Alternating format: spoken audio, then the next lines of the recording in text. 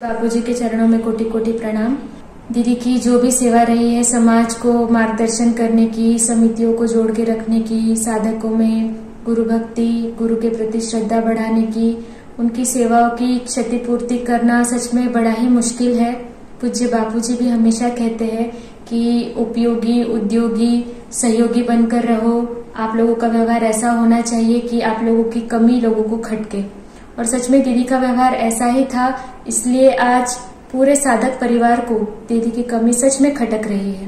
पूरे साधक परिवार को ये खबर जब से मिली है तो पूरे साधक परिवार को बड़ा ही दुख हुआ है इस बात का। कितनी बार 2-3 रात का सफर हो जाता था, दिन भर का सत्संग का कार्यक्रम हो जाता था, बड़ा ही परिश्रम होता था, लेकिन फिर भी समिति के लोग या अन्य भी कोई दीदी से मिलने आते थे अपनी समस्या लेकर, समस्याओं के समाधान के लिए या और भी सेवा कार्य की चर्चा करने के लिए। तो दीदी बड़े ही धैर्य के साथ सबकी समस्याएं सुनती थी, उसका समाधान भी करती थी। प्रेम पूर्वक जो भी सेवा आदि की चर्चा करनी हो, सेवा बढ़ाने की, बड़े ही शांति से और प्रेम पूर्ण ढंग से दीदी थके होने के बाद भी करते थे। कभी जताते नहीं थे अपनी थकान को, अपने परिश्रम को। वही अपनी मुस्कान के साथ अपने सेवा कार्य को करते रहते थे। एक बार दीदी का सत्संग था गोरेगांव में, तो मैं दीदी के साथ थी। हम रेलवे स्टेशन पर उतरे तो एक कुली आया सामान उठाने के लिए, और हमारे पास जो भी सामान था तो कुछ सामान भाई लोग लेके चले गए। 1-2 बैग मेरे पास थी। तो वो कुली बार बार बोल रहा था कि भाई सामान उठाना है तो मुझे दे दो, सामान उठवाना हो तो मुझे दे दो। हमने 1-2 बार मना किया कि आवश्यकता नहीं है, लेकिन वो 2-3 कदम हमारे पीछे आया सामान लेने के लिए। तो दीदी के मन में पता नहीं क्या हुआ, दीदी ने मुझे बोला कि मनीषा तेरे पास जो भी सामान है, बैग है, वो उसको दे दे। तो मैंने मेरे हाथ में जो भी बैग थी वो उसको दे दी, और जब हम गाड़ी के पास पहुंचे, सामान उतारा, दीदी ने उसको जो भी उसकी मजदूरी थी 50-60 रुपए उसको दी। फिर दीदी ने मुझे कहा कि बोले कोई अगर मेहनत कर अपनी रोजी रोटी कमाना चाहता है तो उसका उत्साह बढ़ाना चाहिए, उसको कभी हतोत्साहित नहीं करना चाहिए, उसको सहयोग करना चाहिए। तो ये दीदी का मैंने व्यवहार देखा है कि कोई भी अगर जरूरतमंद हो तो उसको जिस भी तरीके से दीदी सहयोग कर सकते हैं करते हैं। उनके पास जो भी व्यवस्था होती है उसके अनुसार वो जिसको भी जितना भी सहयोग कर सके वो करते हैं। कोई भी जरूरतमंद कभी सामने से आता है या कोई सहायता के लिए आता है तो दीदी अपनी क्षमता के अनुसार या किसी और के द्वारा भी सहयोग लेकर उस व्यक्ति को अगर सहयोग कर सकते हैं तो दीदी हमेशा उनकी मदद करने की, सहयोग करने की हमेशा भावना रही है। हम महिला आश्रम में भी दीदी के साथ बैठते थे तो बहुत मधुर संस्मरण दीदी बापूजी के बताते थे, उससे हमको बहुत कुछ सीखने को मिलता था। दीदी का एक प्रसंग मुझे याद आ रहा है, जब दीदी महिला आश्रम में रहने नहीं आए थे, समर्पित नहीं हुए थे, तो उल्लासनगर के नजदीक कहीं बापूजी का सत्संग था और दीदी वहां सत्संग में गए हुए थे।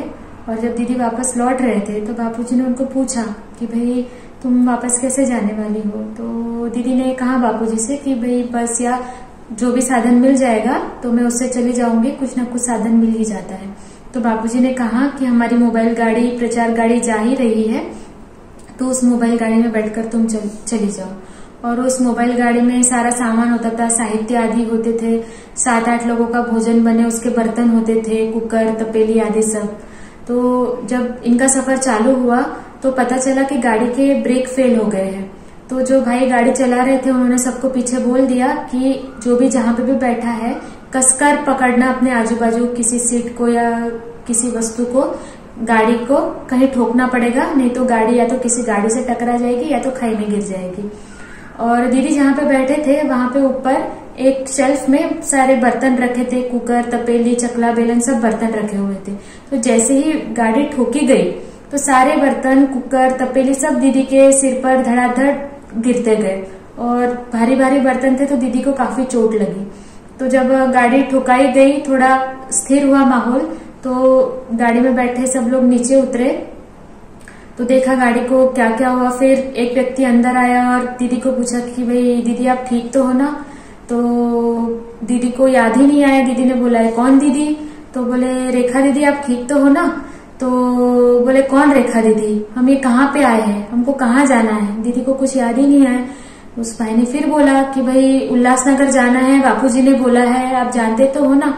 तो दीदी को कुछ भी याद नहीं आया। तो फिर उस व्यक्ति ने दीदी को थोड़ा नीचे उतारा खुली हवा में और बापूजी को फोन लगाया और बताया कि ऐसी ऐसी घटना हुई है बापूजी, और रेखा दीदी को कुछ भी याद नहीं आ रहा है।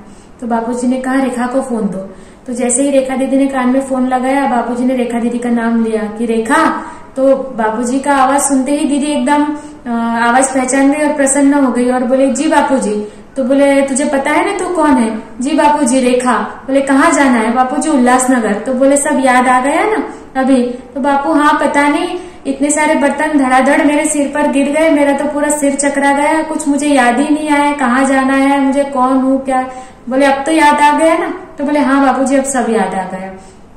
फिर जिस भाई ने फोन दिया था दीदी को, उस भाई ने जब फोन लिया बापूजी के हाथ से, तो बापूजी ने उस भाई से कहा कि तुम लोगों के साथ रेखा को भेजने का यही कारण था, आज जो इतनी बड़ी दुर्घटना से तुम बचे हो तो सिर्फ रेखा की वजह से बचे हो, नहीं तो तुम में से आज कोई भी जिंदा नहीं बचता। तो ये प्रसंग मुझे याद रह गया और बापूजी की उनके ऊपर बड़ी ही कृपा रही है।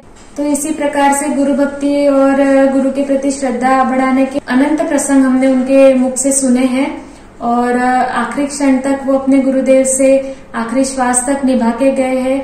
इस बात के लिए हमें उनसे प्रेरणा लेनी चाहिए कि हम भी हमारे गुरु जी से अंतिम क्षण तक निभा ले। यही गुरु चरणों में प्रार्थना है। हरि ओम।